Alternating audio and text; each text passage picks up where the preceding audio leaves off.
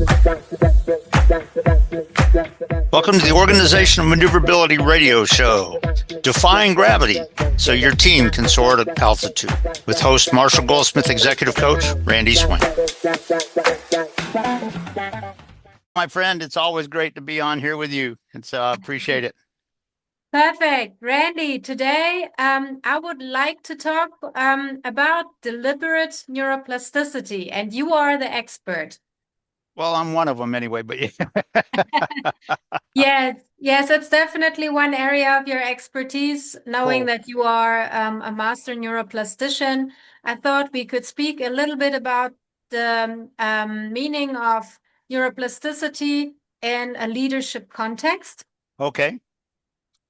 And maybe we can just start with a simple question. What does Okay. deliberate neuroplasticity mean in simple terms? Well, one of the things that a lot of people do today when you're talking about leading your team or trying to make decisions on your journey with what you're doing, a lot of times people today just have rote superficial things. And if it doesn't happen, it's like, what kind of thing, like that kind of thing. But neuroscience is how the brain works. And what we have to understand, and there's three parts of the brain that as you know, are key aspects about it. And one of them is the processing, which is the frontal lobe. And then you got the center part here, and you got the back part back here, which is your comfort zone. And here's the thing, when you're talking about making decisions, either with you, for your company, or with your team, and you're only going back to your comfort zones, you're not getting the job done. Because guess what? The situations are not always the same. And so when you think about this neuroscience aspect of it, the reason it is so critical and deliberate is you have to be aware of how your brain is truly getting in the way. Because if it's just going to rote academic stuff that is your comfort zone, guess what? That may not be applicable for this situation right now. And so you have to be able to process it effectively and get a sense of the real solution here and understand what it really is. And so many people have a tendency to not do that. They go by what they learned in school, and that's it. But you got to be aware of how your brain is processing correctly to move into real success on this situation, or it's just going to a comfort zone and it's not doing anything. Are you aware? Now, most people in today's world are not aware of that in their brain because they're going with what they're used to. Most people are. And so the bottom line is uh, being aware of that and aware of how you can actually make the right decisions and process and become aware of the right success and make it happen. That makes total sense to me, Randy. Is there a way how we can train our brain to act in that way? You know what? There actually is, and I've done this with people that I've worked with, people that I've coached with, people that I've flown with, and all of this sort of stuff in my whole career. But basically, one of the things that I do is the way that you don't go with just the rote academic that somebody tells you, but you have a sense of the right questions to ask. Because the right questions to ask are not just to have them go into the solution that you wanted. That's not it.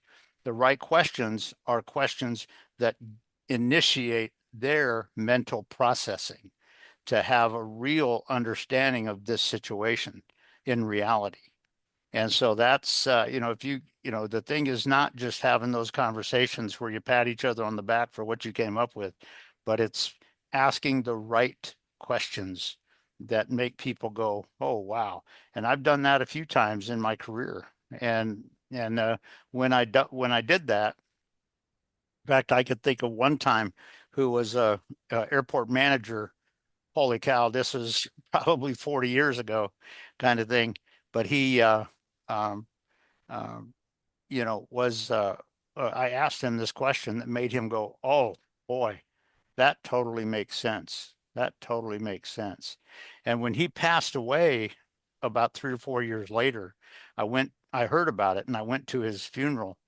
And his mother, when she, a friend, a partner of mine, you know, said, yeah, that's Terry's mother. And I said, what, really? And he goes, yeah. I said, okay, I've never met her. And he said, come on, I'll introduce you. And I said, okay. Well, we went over there. And as soon as she heard my name, she exploded into positive tears and threw her arms around my neck and appreciated me for being there. She said, Randy, Terry was pleading for me to have you here today. And I didn't know who you were. I didn't know where you live. I didn't know where you work. I didn't know how to get in touch with you. And she said, I am so glad you're here. I said, well, to tell you what, I'm glad to be here and stuff. And all of that was part of his reaction from when I just asked him that question. So it's that aspect about it when you're talking about developing your team. It's not just about telling them what to do and dictating to them and saying, you better do this or I'm going to kind of get rid of you or whatever like that. If that's your mindset, you're not being a leader. Mm.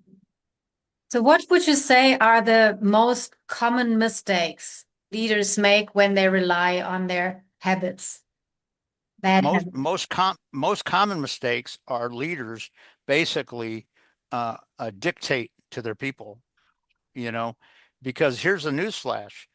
You may have somebody on your team that has a little bit different awareness than you do because of their background,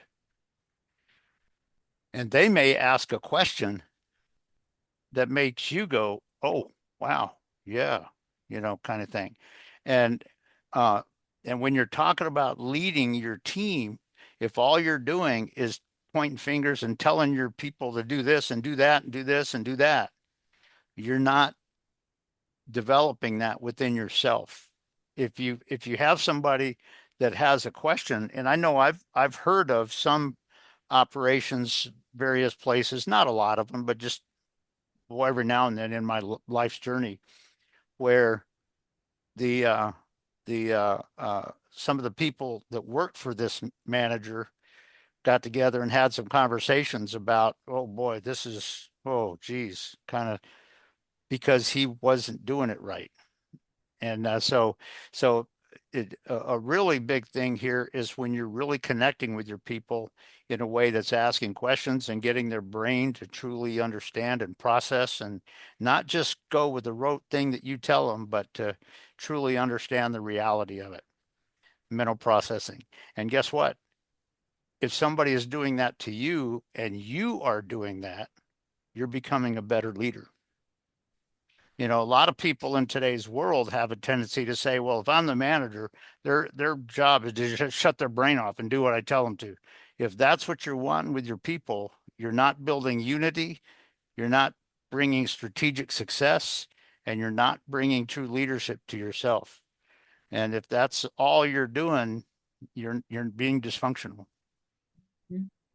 Now, I will say this, that if you go, from the military background, if you go into a battle, guess what? There are times when the leader's got to just say, do this, do that, let's go here, kind of thing. But if your people have trust about you and how you're doing this, guess what? They're going to be ready to do that. A couple of people along my journey that have come up and said that it was, wow, a lot different because of what you did. And so that was just one example of it.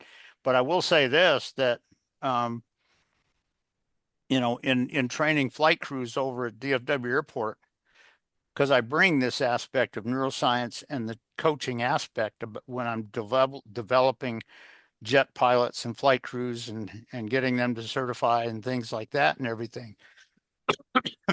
But and I think I shared this with you one time before, but there was one time when I looked down at the flight simulator and I was an examiner on, and still am, but I'm a certified examiner for a worldwide jet.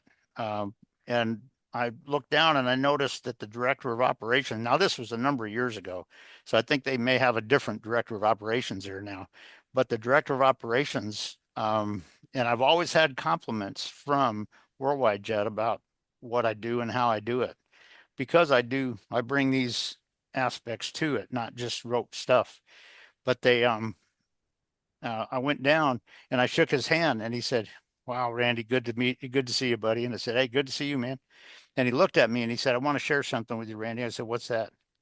He said, "I know it's not always possible, but I'll tell you what," he said, "you're the one person I want my people working with because of how I bring all of that awareness different and the value that they get from their awareness and their real, mental processing and the ability of growing the ability to make the right decisions and stuff.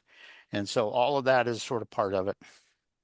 It sounds amazing, Randy. I would love to know, can you share with us maybe one little daily practice that you share with them in your training sessions to improve our awareness?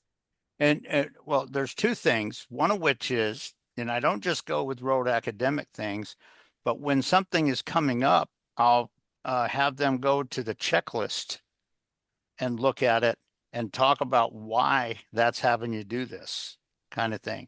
But the other part of it too is, unlike a lot of people, instead of just going with that and then moving on to something else, I'll ask questions. I'll throw things out like, well, let me ask you this. What if that doesn't work? What are you going to do? And it sort of gets them sort of thinking about what they might have to do, and things like that. And one of the things that I do is I point out that the emergency stuff that happens and stuff, um, there are certain aspects that, uh, uh, if there's an emergency and if it's really crazy, you can sometimes deviate from the rules of the road, the laws. But what you can't deviate is from the flight manual requirements. So I get them thinking about at what point would they be able to do that, and at what point would they not be able to do that. And I get them thinking about that. So, but that's something that most people don't do because they just talk people through the stuff. And again, I'm not bad mouthing anybody in our company or anything like that. It's just something to think about. This is an aspect of the that I bring that's a little bit different than what most people do. I love that, Randy. I really, I love that aspect that you bring in that is so unique. You bring the neuroscience into your training. So Hmm. if you, if you had one thing to share with a leader who wants to train their team in terms of awareness, like you Yeah. do with your students, what Hmm. would that one thing be that you would tell the leader to start implementing? What I would do is I would first of all make sure that the leader is basically aware of the neuroscience asset, the frontal lobe, center lobe, and the uh, uh, thing back here and everything. But the bottom line is I would make sure that they were somewhat aware of that, but I would also make sure that they are just superficially aware of the neuroscience aspect of it. But then I would simply ask them, what questions do you want to do? What questions do you want to ask? Kind of thing. And one of the things that I would have them do if they weren't really aware of it or couldn't think of anything, I would say, well, I'll tell you what, each day you come up with one question that you'd like to ask these students of yours or your company, people. What's one question you want to ask that gets some of that going? And I'll tell you what, over the next couple of weeks or whatever, each day come up with one question. And I'd get back in touch with them after a week or two and I'd say, so what questions did you come up with? And see what they came up with. And I said, what's the value of those questions? And get them sort of thinking about that. So that's one thing that I would sort of done. And I've done that to, I think, one or two people in my entire career. That's brilliant, Randy. I think that is a very valuable takeaway for leaders. So my last question to you is, what if leaders entirely ignore this? What, what maybe they wonder what's the point? And you know what? That's a great question because I would look at them and I go, well, Talk to me about how everything is not always gone as perfectly as you wanted it to. And when they come up with something, I'd say, how'd you handle it? How'd you do it? And get them thinking about that and how they kind of shut it down and got people not trusting them and things like that and everything, and get them sort of thinking about it. And I said, what questions do you need to ask in those situations and everything? And and get them really processing that little bit of it. Because here's the thing, if you have somebody that does not want to ask any questions, they just want to dictate and point fingers and threaten and say, hey, you better do this because I'm telling you to do this, you better do this kind of thing, and that's all you're doing, you're not being a leader, you're being a dictatorial manager. And you know what, your people are not excuse me, I said your people are not trusting you, they're not building trust in you. And in fact, you're making it so that your team does not build trust in what your operation is doing, because they're not really, all of them are feeling this from you, and they don't trust and they don't believe, and that's making a difference. You know, if you interact with them in such a way where they believe that you like them and that you want them to be the best, and they believe that you're being part of the team and helping develop that, and they start to see the benefit of where this is taking it, guess what? Some magical things can happen. And you know what? When dramatic things happen, don't call attention to yourself. Call attention to the people that did it. Call attention to the one or two people that actually did this. And I've been sort of amazed. And in fact, I think I may have already shared this, but there's on my Hollywood movie documentary that is available to the public now. One guy commended me. Now he didn't, when the commander called and asked him, you know, about it, he didn't take credit for himself at all. He just said, you know what? He did it. He did it. And that, you know, that's a key aspect of it, because if you're, if as a manager, if your only focus is on controlling and sort of dictating and you know, making it all about you, you're not getting the job done. And the thing about this neuroscience aspect is you've got to understand how you can truly build the radical results in your team. And guess what? If you do that effectively, you're also building radical results in your organization. And guess what? You may achieve results that you didn't expect. And so that's just something that is key on that, but it's also why leaders need to do that.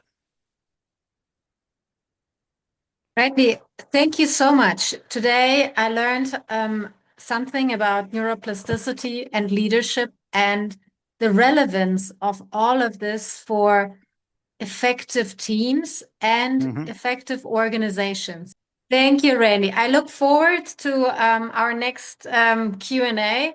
And in the meantime, I encourage everybody to take a look at the Hollywood documentary that's out there, and obviously read your book, because there's so many leadership insights and stories, real life stories there that always inspire me, and there's always a takeaway for me for every single day. Thanks, Randy. Cool. Well, I'll tell you what, I appreciate that. And I'll tell you, the people that have seen it now, there are not a lot of people that have purchased it yet because it's so new, but the people that have watched it have had amazing comments, and I just it sort of blows me away in a positive way, and I appreciate that.